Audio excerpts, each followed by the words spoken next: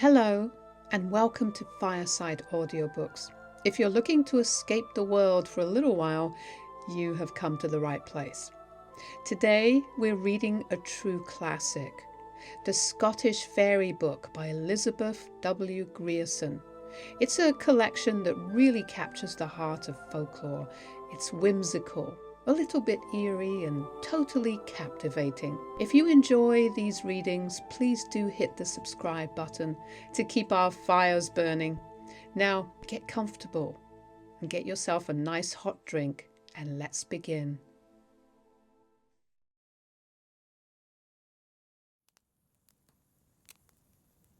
The Scottish Fairy Book by Elizabeth W. Grierson, with illustrations by Maurice Meredith Williams.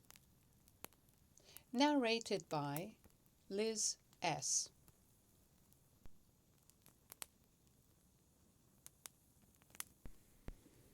The Red Ettin.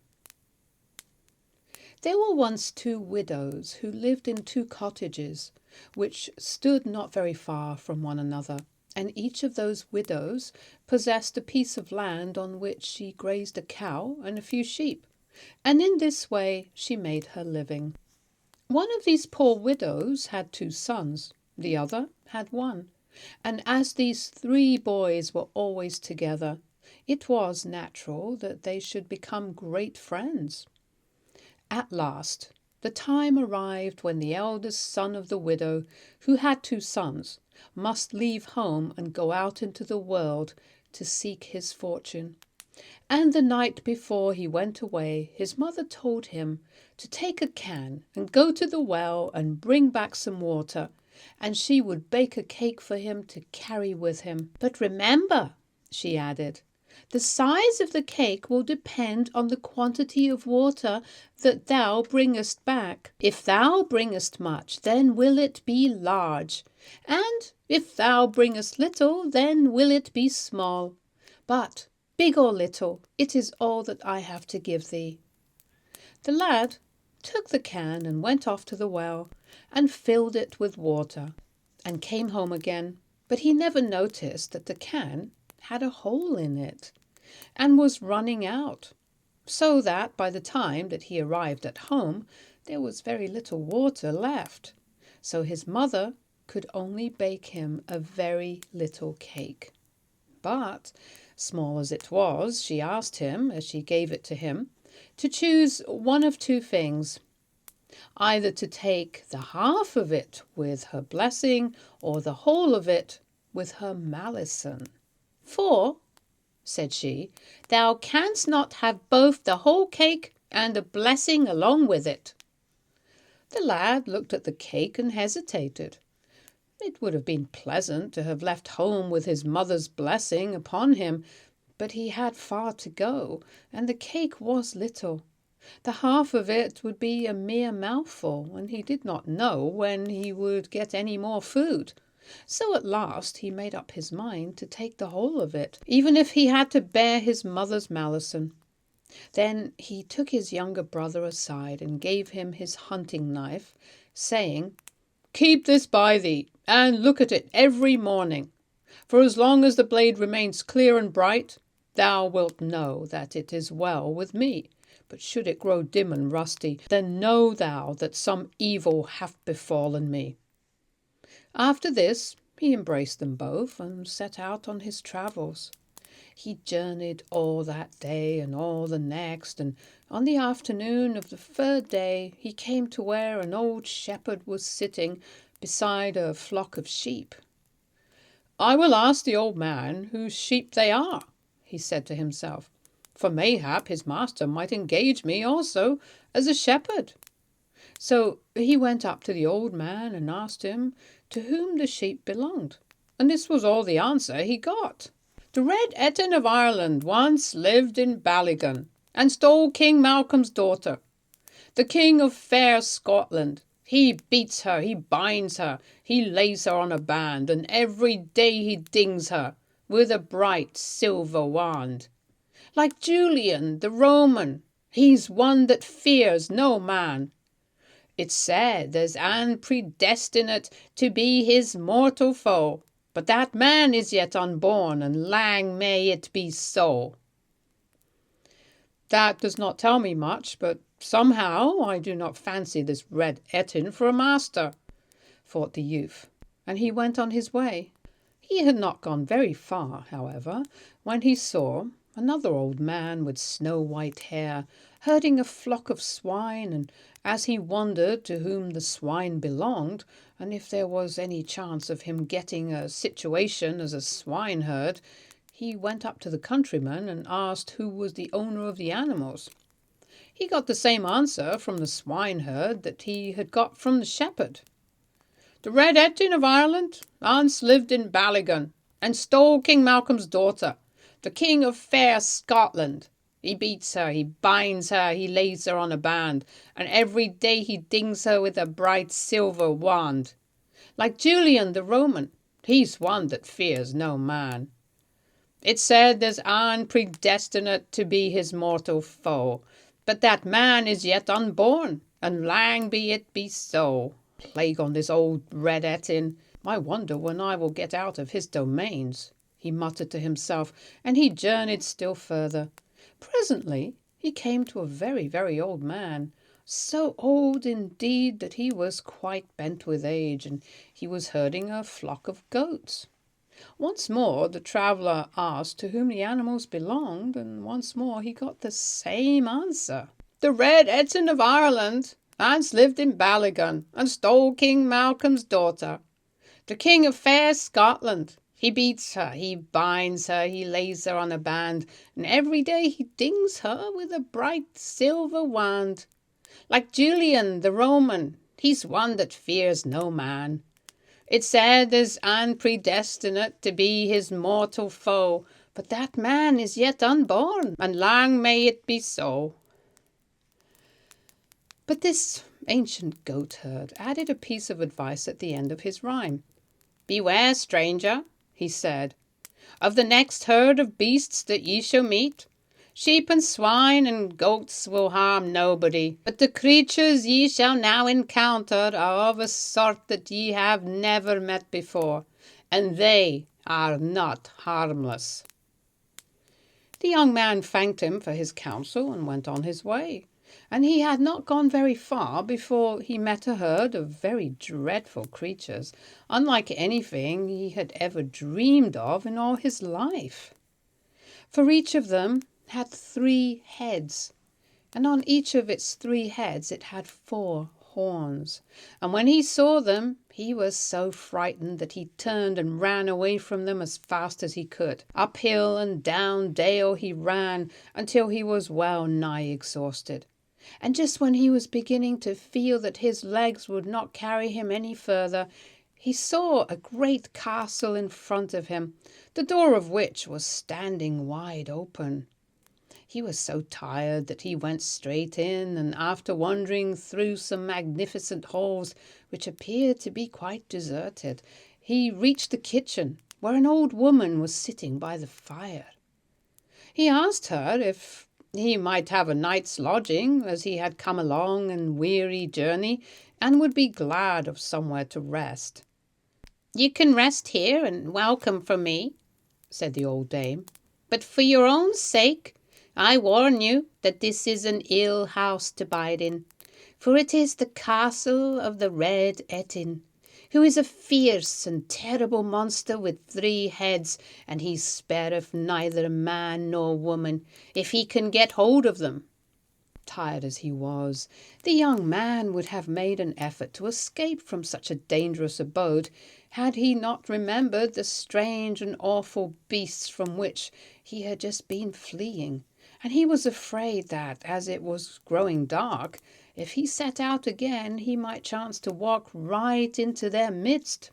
So he begged the old woman to hide him in some dark corner, and not to tell the Red Ettin that he was in the castle.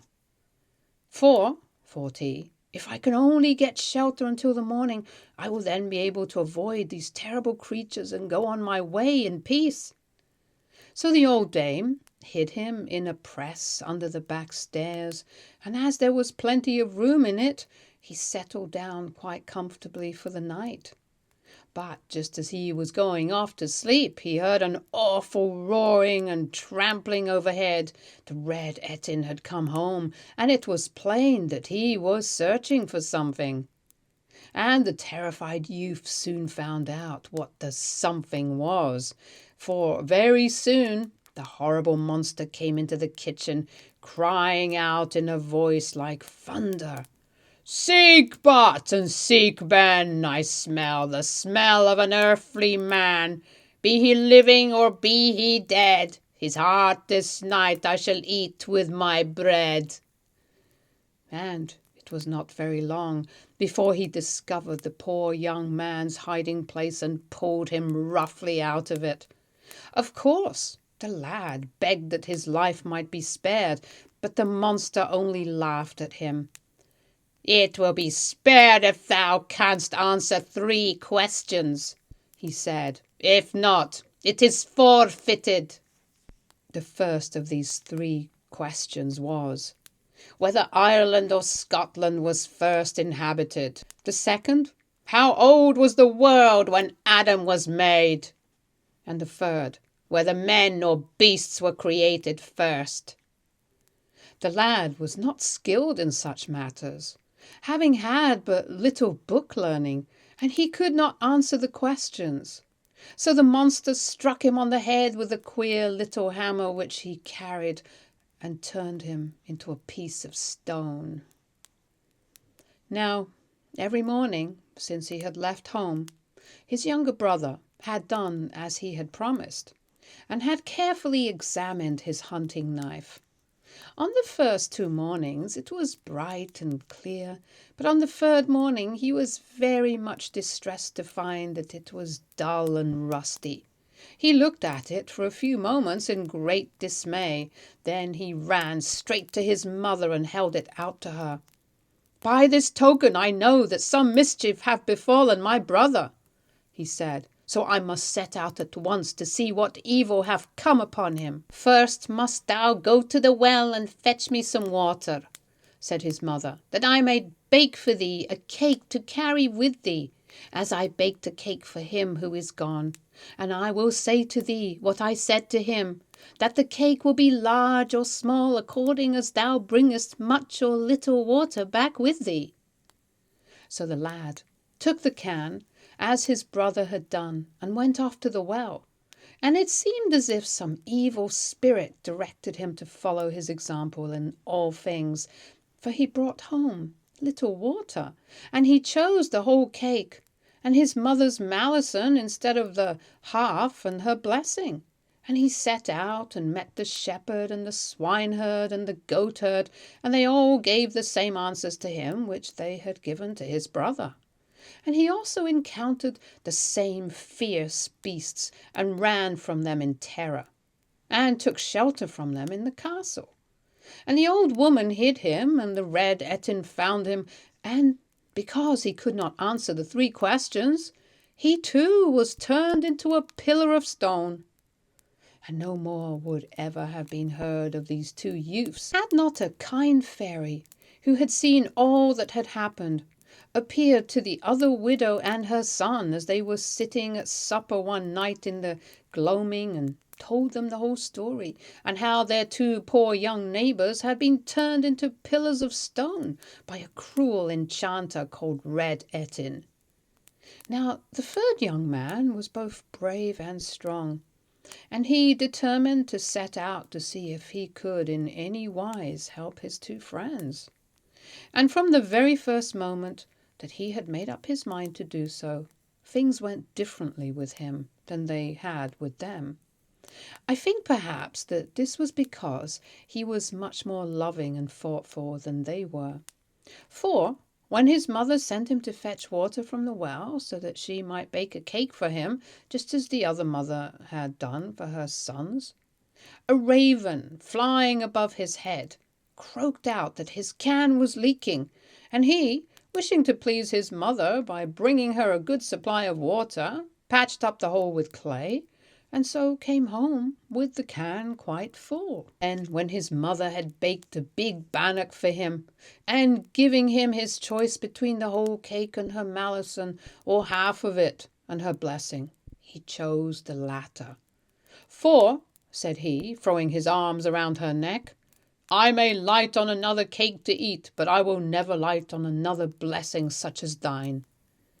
And the curious thing was that, after he had said this, the half cake which he had chosen seemed to spread itself out and widen and broaden till it was bigger by far than it had been at first. Then he started on his journey, and after he had gone a good way, he began to feel hungry, so he pulled it out of his pocket and began to eat it. Just then he met an old woman who seemed to be very poor, for her clothing was thin and worn and old, and she stopped and spoke to him. "Oh, thy charity, kind master," she said, stretching out one of her withered hands. "Spare me a bit of the cake that thou art eating." Now the youth was very hungry, and he could have eaten it all himself, but his kind heart was touched by the woman's pinched face, so he broke it in two and gave her half of it. Instantly she was changed into the fairy who had appeared to his mother and himself as they had sat at supper the night before, and she smiled graciously at the generous lad and held out a little wand to him. "Though thou knowest it not, thy mother's blessing and thy kindness to an old and poor woman have gained thee many blessings, brave boy," she said. "Keep that as thy reward. Thou wilt need it ere thy errand be done." Then, bidding him sit down on the grass beside her, she told him all the dangers that he would meet on his travels, and the way in which he could overcome them. And then, in a moment, before he could thank her, she vanished out of his sight. But with the little wand and all the instructions that she had given him, he felt that he could face fearlessly any danger that he might be called on to meet. So he rose from the grass and went his way, full of a cheerful courage. And after he had walked for many miles further, he came, as each of his friends had done, to the old shepherd herding his sheep, and, like them, he asked to whom the sheep belonged. And this time the old man answered, "The Red Etin of Ireland once lived in Balligan, and stole King Malcolm's daughter, the King of fair Scotland. He beats her, he binds her, he lays her on a band, and every day he dings her with a bright silver wand. Like Julian the Roman, he's one that fears no man. But now I fear his end is near, and destiny at hand, and you're to be, I plainly see, the heir of all his land." Then the young man went on, and he came to the swineherd and to the goatherd, and each of them in turn repeated the same words to him. And when he came to where the droves of monstrous beasts were, he was not afraid of them. And when one came running up to him with its mouth wide open to devour him, he just struck it with his wand, and it dropped down dead at his feet. At last he arrived at the Red Etin's castle, and he knocked boldly at the door. The old woman answered his knock, and when he had told her his errand, warned him gravely not to enter. "Thy two friends came here before thee," she said, "and they are now turned into two pillars of stone. What advantage is it to thee to lose thy life also?" But the young man only laughed. "I have knowledge of an art of which they knew nothing," he said, "and methinks I can fight the Red Etin with its own weapons." So, much against her will, the old woman let him in, and hid him where she had hid his friends. It was not long before the monster arrived, and, as on former occasions, he came into the kitchen in a furious rage, crying, "Seek Bat and seek Ben, I smell the smell of an earthly man. Be he living or be he dead, his heart this night I shall eat with my bread." Then he peered into the young man's hiding place and called to him to come out. And after he had come out, he put to him the 3 questions, never dreaming that he could answer them. But the fairy had told the youth what to say, and he gave the answers as pat as any book. Then the Red Ettin's heart sank within him for fear, for he knew that someone had betrayed him, and that his power was gone. And gone, in very truth, it was. For when the youth took an axe and began to fight with him, he had no strength to resist. And before he knew where he was, his heads were cut off, and that was the end of the Red Ettin.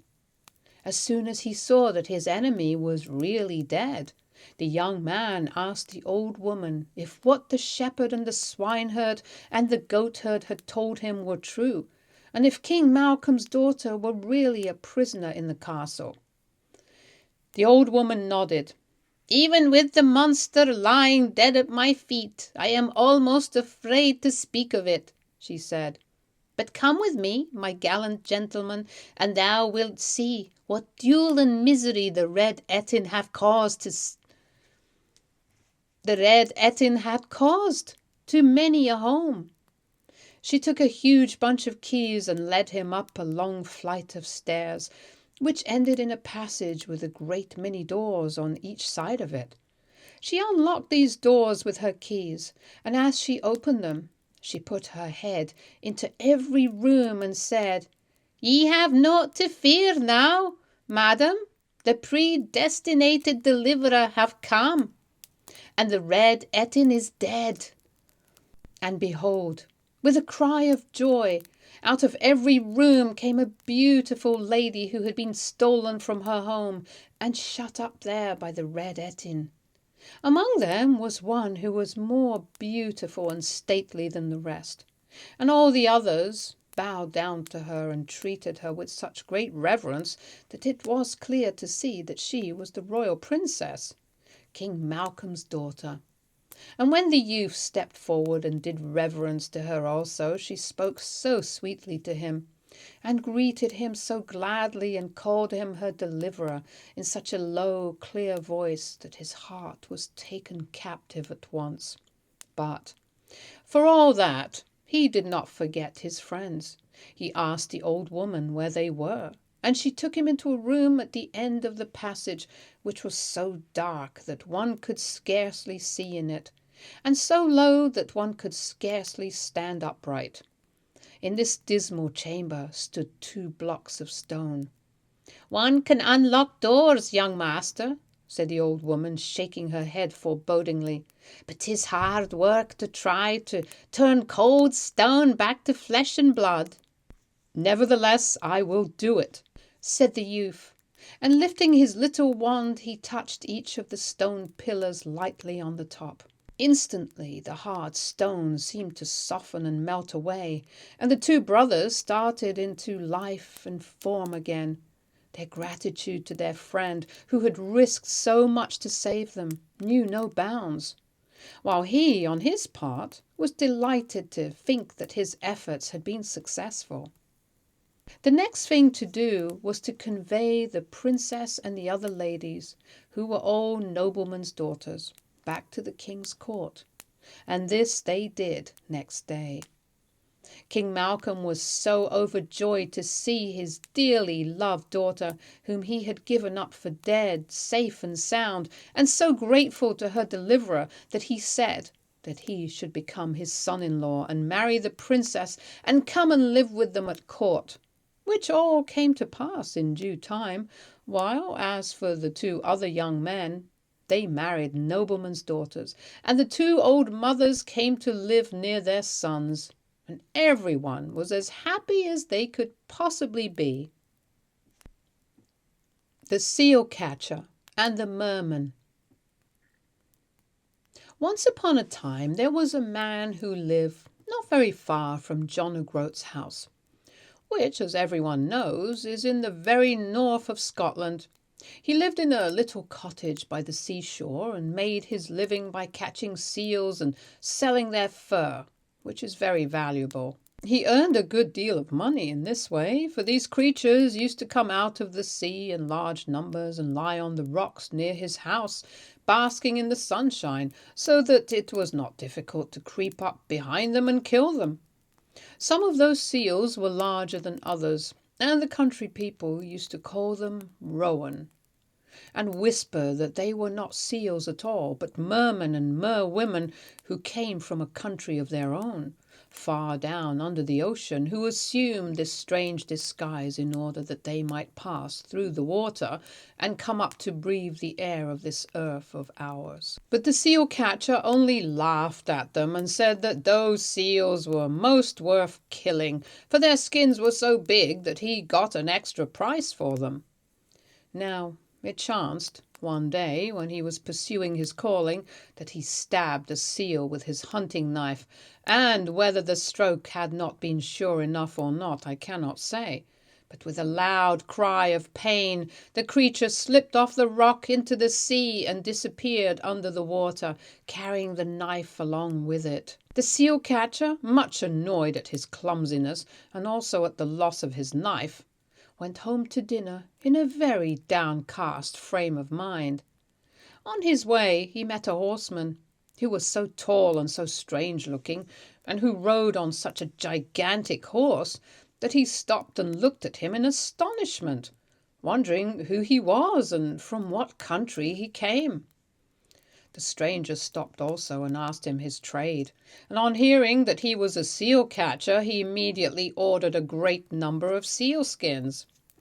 The seal catcher was delighted, for such an order meant a large sum of money to him. But his face fell when the horseman added that it was absolutely necessary that the skins should be delivered that evening. "I cannot do it," he said in a disappointed voice, "for the seals will not come back to the rocks again until tomorrow morning." "I can take you to a place where there are any number of seals," answered the stranger, "if you will mount behind me on my horse and come with me." The seal catcher agreed to this and climbed up behind the rider, who shook his bridle rein, and off the great horse galloped at such a pace that he had much ado to keep his seat. On and on they went, flying like the wind, until at last they came to the edge of a huge precipice, the face of which went sheer down to the sea. Here the mysterious horseman pulled up his steed with a jerk. "Get off now," he said shortly. The seal catcher did as he was bid, and when he found himself safe on the ground, he peeped cautiously over the edge of the cliff to see if there were any seals lying on the rocks below. To his astonishment, he saw no rocks, only the blue sea, which came right up to the foot of the cliff. "Where are the seals that you spoke of?" he asked anxiously, wishing that he had never set out on such a rash adventure. "You will see presently," answered the stranger, who was attending to his horse's bridle. The seal catcher was now thoroughly frightened, for he felt sure that some evil was about to befall him, and in such a lonely place he knew that it would be useless to cry out for help. And it seemed as if his fears would prove only too true, for the next moment the stranger's hand was laid upon his shoulder, and he felt himself being hurled bodily over the cliff, and then he fell with a splash into the sea. He thought that his last hour had come, and he wondered how anyone could work such a deed of wrong upon an innocent man. But to his astonishment, he found that some change must have passed over him, for instead of being choked by the water, he could breathe quite easily, and he and his companion, who was still close at his side, seemed to be sinking as quickly down through the sea as they had flown through the air. Down and down they went, nobody knows how far, till at last they came to a huge arched door, which appeared to be made of pink coral studded over with cockle shells. It opened of its own accord, and when they entered they found themselves in a huge hall, the walls of which were formed of mother of pearl, and the floor of which was of sea sand, smooth and firm and yellow. The hall was crowded with occupants, but they were seals, not men. And when the seal catcher turned to his companion to ask him what it all meant, he was aghast to find that he too had assumed the form of a seal. He was still more aghast when he caught sight of himself in a large mirror that hung on the wall, and saw that he also no longer bore the likeness of a man, but was transformed into a nice hairy brown seal. "Oh, woe to me!" he said to himself. "For no fault of mine own, this artful stranger hath laid some baneful charm upon me, and in this awful guise will I remain for the rest of my natural life." At first, none of the huge creatures spoke to him. For some reason or other, they seemed to be very sad, and moved gently about the hall, talking quietly and mournfully to one another, or lay sadly upon the sandy floor, wiping big tears from their eyes with their soft, furry fins. But presently they began to notice him, and to whisper to one another, and presently his guide moved away from him and disappeared through a door at the end of the hall. When he returned, he held a huge knife in his hand. "Didst thou ever see this before?" he asked, holding it out to the unfortunate seal catcher, who, to his horror, recognized his own hunting knife with which he had struck the seal in the morning, and which had been carried off by the wounded animal. At the sight of it he fell upon his face and begged for mercy, for he at once came to the conclusion that the inhabitants of the cavern, enraged at the harm which had been wrought upon their comrade, had in some magic way contrived to capture him, and to bring him down to their subterranean abode in order to wreak their vengeance upon him by killing him. But instead of doing so, they crowded round him, rubbing their soft noses against his fur to show their sympathy, and implored him not to put himself about, for no harm would befall him, and they would love him all their lives long if he would only do what they asked him. "Tell me what it is," said the seal catcher, "and I will do it, if it lies within my power." "Follow me," answered his guide, and he led the way to the door through which he had disappeared when he went to seek the knife. The seal catcher followed him, and there, in a smaller room, he found a great brown seal lying on a bed of pale pink seaweed, with a gaping wound in his side.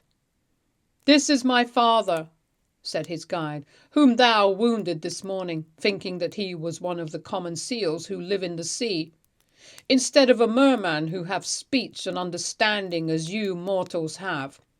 I brought thee hither to bind up his wounds, for no other hand than thine can heal him." "I have no skill in the art of healing," said the seal catcher, astonished at the forbearance of these strange creatures whom he had so unwittingly wronged.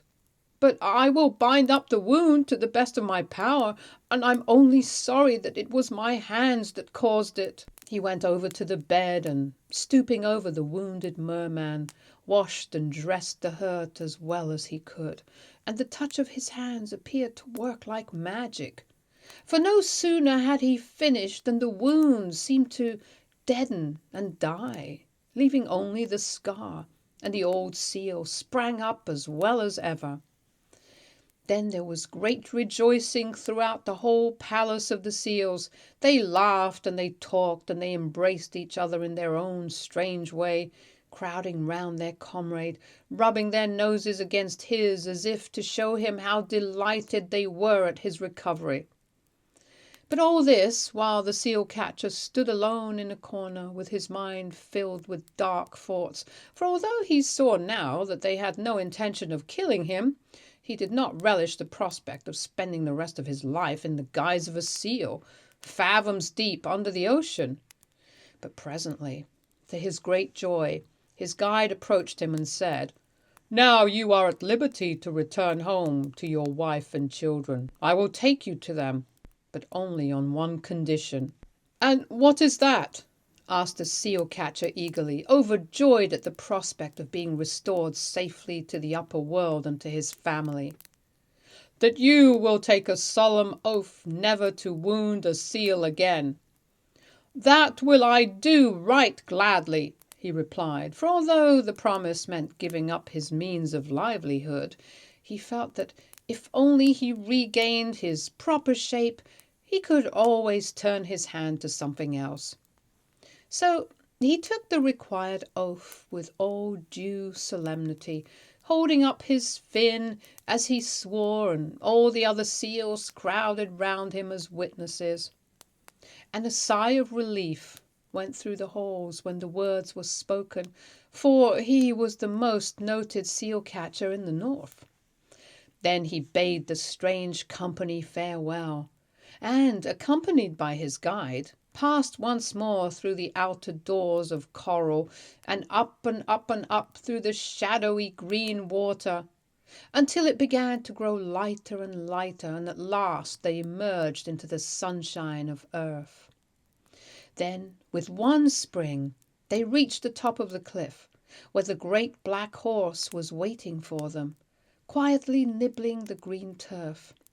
When they left the water, their strange disguise dropped from them, and they were now as they had been before, a plain seal catcher and a tall, well-dressed gentleman in riding clothes. "Get up behind me," said the latter as he swung himself into his saddle. The seal catcher did as he was bid, taking tight hold of his companion's coat, for he remembered how nearly he had fallen off on his previous journey. Then it all happened as it happened before. The bridle was shaken and the horse galloped off, and it was not long before the seal catcher found himself standing in safety before his own garden gate. He held out his hand to say "Goodbye," but as he did so, the stranger pulled out a huge bag of gold and placed it in it. "Thou hast done thy part of the bargain. We must do ours," he said. "Men shall never say that we took away an honest man's work without making reparation for it. And here is what will keep thee in comfort to thy life's end." Then he vanished. And when the astonished seal catcher carried the bag into his cottage and turned the gold out on the table, he found that what the stranger had said was true, and that he would be a rich man for the remainder of his days.